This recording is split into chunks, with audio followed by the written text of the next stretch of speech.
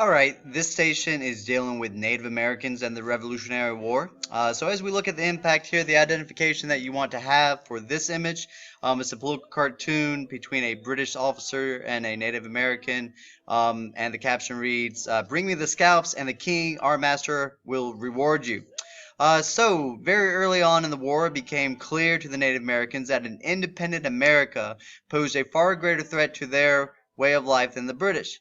And so, as a result, in the South, you see a large amount of support from the Cherokee and the Creeks, and four out of the six nations out of the from the Iroquois Confederacy will support the British in the North during the war. So you have almost universal support by the Native Americans to the British. Um, in fact, if you're looking at some of their role, I think you can look at the Iroquois to see what type of role they had and what their experience in the war was like. In 1778 and 1779, the Iroquois led a pretty punishing campaign into western New York and Pennsylvania. And this was actually countered by George Washington, who explicitly ordered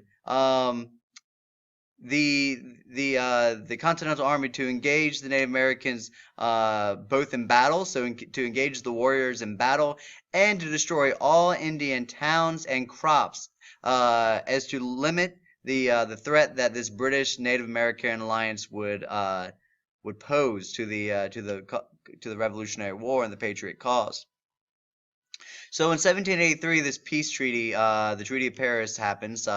England's there, America's there, Spain's going to be there. But yet the Native Americans, who play a pretty substantial role in this war, they had no representatives.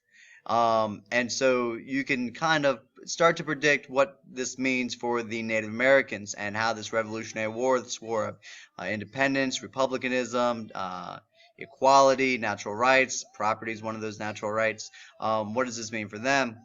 So another interesting thing as we start to explore this question is the Ohio and Iroquois Native Americans, they had not surrendered or suffered a final defeat. However, the Americans took a victory over the British to mean a victory of the Native Americans as well.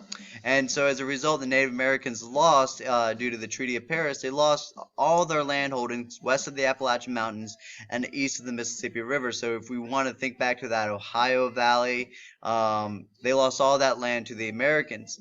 And this land is not, inhabited by settlers. It's far more populated with Native Americans, yet they lose all this land. So what does this mean? If you lose this land, or lose claims, right to own this land, yet you are the dominating presence there. What does this mean as America continues to expand? Well, the Native Americans will continue to be a vital force and a significant military threat to the new United States. We will see the United States deal with this situation in 1795. We will see them deal with this in 1811, the War of 1812, 1830. So this all well into past the curriculum of this course for American History 1. So with this Revolutionary War, was it all that revolutionary? In regards to the Native Americans, you have to ask yourself, did we see a drastic change?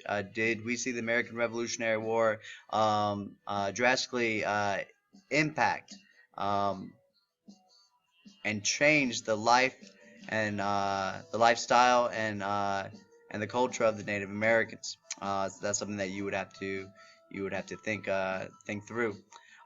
One last thing, the Native Americans, a quote by one of these Native Americans, after they realized that they've kind of been screwed over by the British and this Treaty of Paris in 1783.